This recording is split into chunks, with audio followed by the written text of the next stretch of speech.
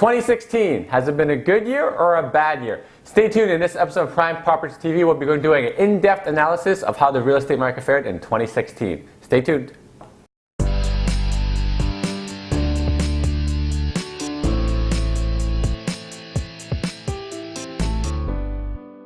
Good day, Toronto. Welcome to another episode of Prime Properties TV. I'm so glad you could join us.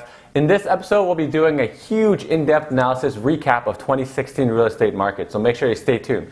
But before I get nerdy and show you some interesting stats, I want to say I have a huge thank you to all the people that subscribed, gave me feedback, left a comment, and overall just shared my YouTube video and channels. Without you guys, I wouldn't be making these videos, so I really do appreciate you guys helping out.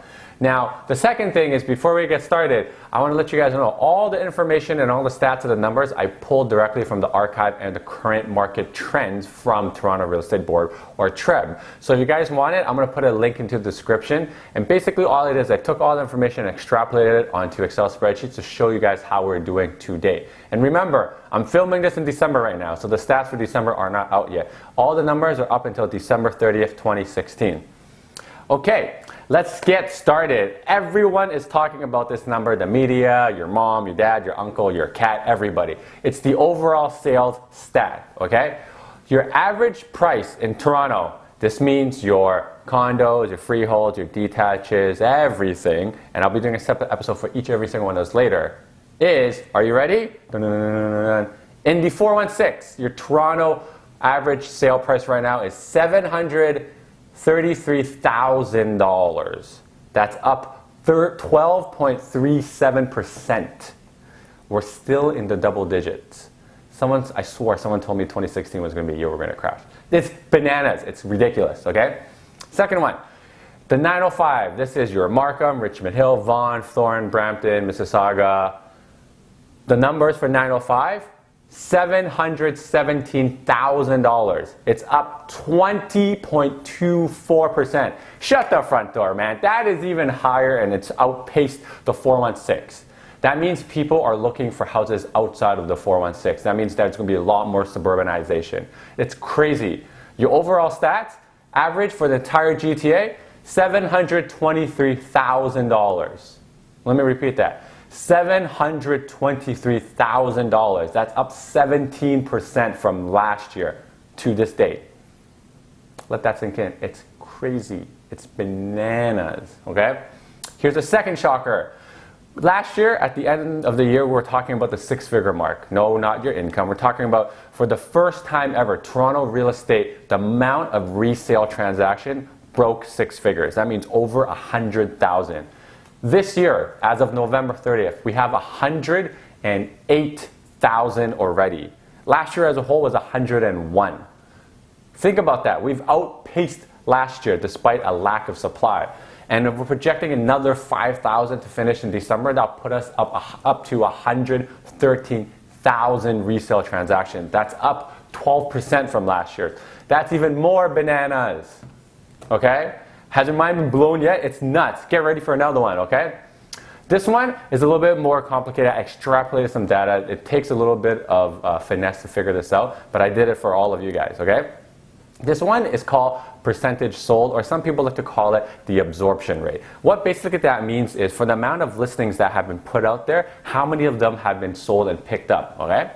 Now, I'm going to pull up a huge Excel spreadsheet so you guys can follow along in the video, and I'll show you what all of this means, okay? The first one, I want you guys to look at the highlighted red box to show you how many listings there were in 2015. Remember, I said 101,000 of them have been sold last year, but there was 160,000 that went on the market. That means 160 were not sold, taken off the market. Who knows what happened? Now, as of 2016, up until November 30th, 150,000 listings, less than last year. There will be a few more in 2016, but 108,000 of them have already been sold. What does this all mean? More people are buying despite higher prices, double-digit increases. 2, there is a huge demand, which we already know. Now, the interesting that I want everyone to notice is that the difference between the absorption rate from 2015 and 2016 up to November 30th for both years. 2015, it is a fairly good number. 63% of the listings that went on the market have been absorbed. Are you guys ready for 2016? 72% of listings have been absorbed despite double-digit price increases. Let that sink in for a second. 72%. That's almost 3/4 of all listings have been sold. It's crazy. It's bananas, okay? Now, it's not on the sheet right now, but there's a stat we call the average days on market, which means how long it takes the property to be sold.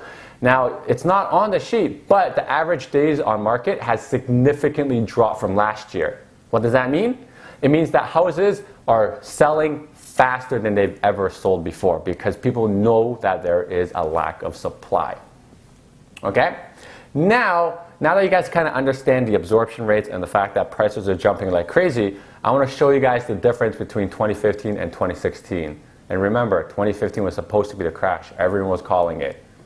I took the liberty in this Excel spreadsheet to color code it for you guys so it's easier to see. Red means going up, red means going down, green means going up.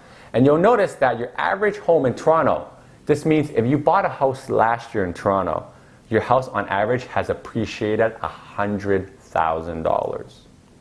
That's a 6-figure income for buying a house last year. That's some serious cheddar. Now, you 905ers out there, well done. You guys beat Toronto prices by 30% increase. That's crazy. I know where I'm buying my next house, in the 905. Now, the other crazy thing I want to show you guys is side by side, 2015, 2016, summing all this up together.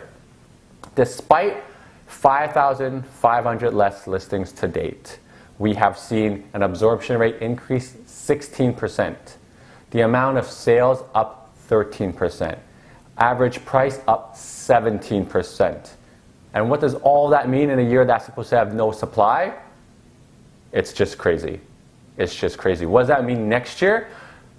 Again, I have no crystal ball. I can't predict what it's going to look like next year. But we know supply is diminishing and the demand is still there.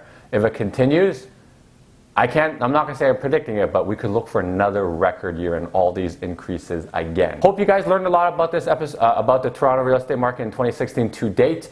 Make sure you stay tuned for next episode where I'll be breaking down the freeholds. These are your detaches, your semis, and your townhouses. Whether you have equity in your home or you're looking to get into the real estate market, make sure you consult a real estate professional so that you have a game plan for the 2017 market.